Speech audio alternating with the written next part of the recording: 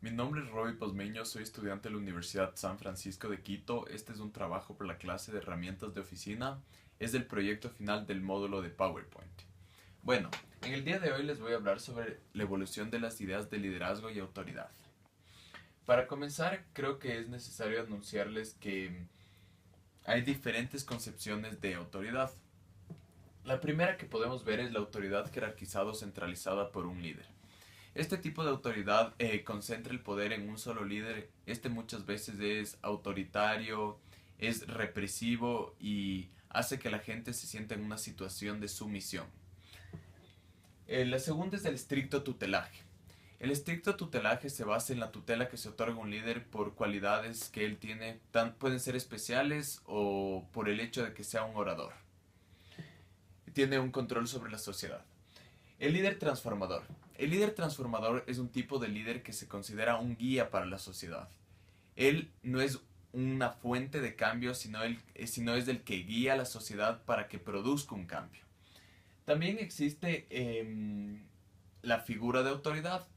Esta figura de autoridad se basa en la idea que es una fuente de inspiración para la sociedad, por lo cual es admirada y seguida. Continuaré hablando sobre la idea de que la experiencia de sumisión bajo la idea de autoridad y liderazgo. Primero, este tipo de concepto se crea por la dependencia. La dependencia es tanto económica como a una figura de autoridad. Además, existe el miedo. El miedo se crea por el temor al mundo real. El temor al mundo real es un fenómeno cotidiano para todos los individuos.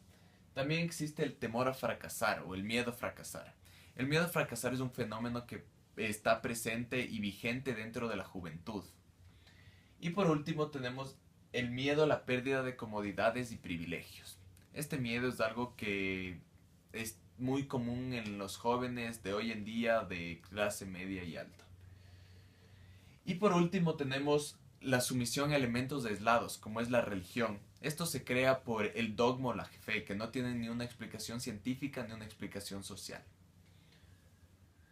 Continuaré hablando sobre cómo se alcanza la libertad y los diferentes elementos. Según mi punto de vista, yo creo que el orden de los diferentes elementos no va a cambiar el resultado, que es la libertad.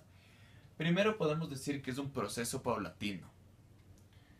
De ahí tenemos que decir que tiene que haber una evolución de los seres humanos. Además, tiene que haber una acumulación de conocimiento por parte de los mismos.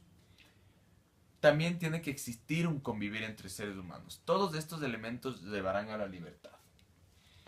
Continuaré hablando sobre el tema una concepción de liderazgo en evolución. Para hablar sobre esto hay varios textos como el liderazgo en evolución o el liderazgo sin límites de Heifetz y también el profesor Jorge Salles muestra eso en sus clases. El cambio de un líder a otro tipo de líder. Sabemos que la transformación de líder a una figura de autoridad es algo muy común. Puede comenzar siendo un líder para las masas, mostrando características, un tipo de características y con el tiempo estas características van a cambiar por sus intereses. También hay la disuasión por un distinto tipo de liderazgo. Un líder puede decir que es un líder transformador siendo un líder autoritario. Este líder transformador buscaría el cambio y tendría una postura de cambio, de estar abierto a nuevas suposiciones, peticiones y consejos, pero en realidad es muy autoritario. También existe la aparición del autoritarismo. Como ya mencioné antes, es que existen muchas reglas y el líder es el que controla todo. No hay libertad de expresión. Por último, hay la pérdida o desaparición de ideales. Este es un fenómeno muy común dentro de las sociedades de América Latina y podemos encontrarlo con los presidentes de Ecuador, de Bolivia, de Venezuela. Voy a hablar sobre la movilización del trabajo adaptativo. La movilización del trabajo adaptativo es una movilización que se da dentro de la sociedad con la ayuda de un guía o de un líder. Hay diferentes ejemplos, como la reinserción de inmigrantes, que es un proceso que se da con la ayuda de un líder, pero esto es algo que hace la sociedad. O también la educación, que es un tema que hoy en día es muy importante y que se da por el trabajo de la sociedad. Continuaré hablando sobre las conclusiones. Bueno, podemos concluir que el tema del liderazgo influye en el marco de una sociedad. Además, podemos decir que los líderes son necesarios pero no indispensables. También las figuras de autoridad son los que influyen en los individuos, pero no son el ente de cambio. También se logra el cambio por los individuos a pesar de que tengan miedos y estén acostumbrados a diversos factores.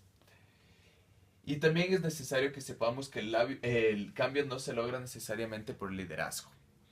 Por último, quería decir que el liderazgo es algo que está en nuestro cotidiano y es necesario para todos. Muchas gracias.